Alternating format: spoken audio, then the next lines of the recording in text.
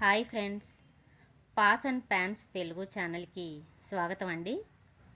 నేను నా YouTube start చేసిన 24 అవర్స్లోనే నేను అప్లోడ్ చేసిన మా పప్పీస్ వీడియోస్ని మీరందరూ ఎంతో బాగా ఆదరించారండి. నేను అస్సలు ఎక్స్పెక్ట్ చేయలేదు. Thank you so much each and everyone అండి. ఇకపోతే నేను మా లైఫ్లోకి 4 కాళ్ళు ధరించి వచ్చిన ఏంజిల్ స్టోరీని మీ అందరికీ షేర్ చేయాలని అనుకుంటున్నానండి. ఏంజిల్ ఎవరో అనుకుంటున్నారా? డేజీ అండి. ఇదే డేజీ అండి. మా ఇంటికి వచ్చిన చిన్న పప్పీ నుండి ఒక రెస్పాన్సిబుల్ మదర్గా మారిన ఒక బ్యూటిఫుల్ జర్నీ అండి. మా ఇంటికి 2014 ఏప్రిల్ 11న అడుగుపెట్టింది. పప్పీగా వచ్చినప్పుడు దాని కళ్ళల్లో చాలా భయం కనిపించింది. కానీ మా ఫ్యామిలీని చూసి దానికి ఒక నమ్మకం కనిపించిందండి. రోజు రోజుకి డైజీ మా ఇంటి మెంబర్లా మారిపోయింది. తను ఆడుకోవడం, మాతో టైం స్పెండ్ చేయడం మా హ్యాపీనెస్లో ఒక పార్ట్ అయిపోయిందండి డైజీ. మా డైజీ లైఫ్లో కూడా మ్యాక్స్ అనే ఒక సోల్మేట్ వచ్చాడండి. 2015 ఆగస్ట్లో ఆ స్పెషల్ డే వచ్చింది, డైజీ డెలివరీ డే.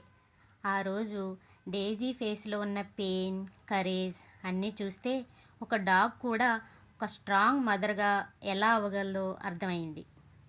ఒక్కొక్క పప్పీ పుట్టినప్పుడు డైజీ ఐస్లో వచ్చిన హ్యాపీనెస్ అది మాటల్లో చెప్పలేనండి. అది నిజంగా ఫీల్ అవ్వాలి.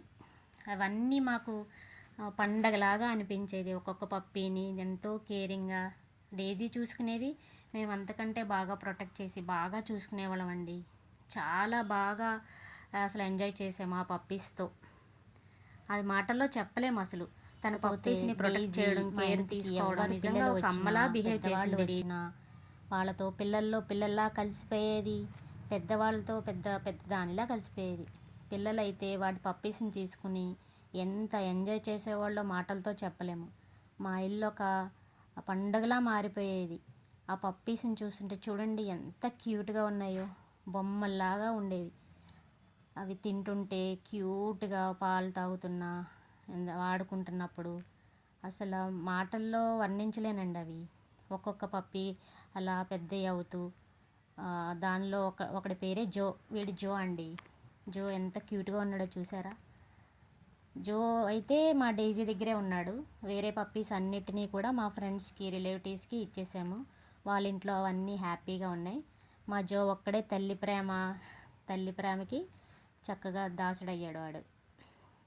ఇదండి ఈ రోజుల్లో మా డైజీ నుంచి నేర్చుకోవాల్సింది ఒక్కటే, ప్రేమకి లాంగ్వేజ్ లేదు, రిలేషన్కి ఫామ్ లేదు. Daisy and her puppies just pets కాదండి, మా ఫ్యామిలీ, మా మెమరీస్, మా ఎమోషన్స్. ఇది డైజీ జర్నీ. ఒక డాటర్ లాగా వచ్చిన పప్పీ నుండి ఒక ప్రౌడ్ మదర్గా మారిన ఒక ఇన్స్పైరింగ్ స్టోరీ అండి.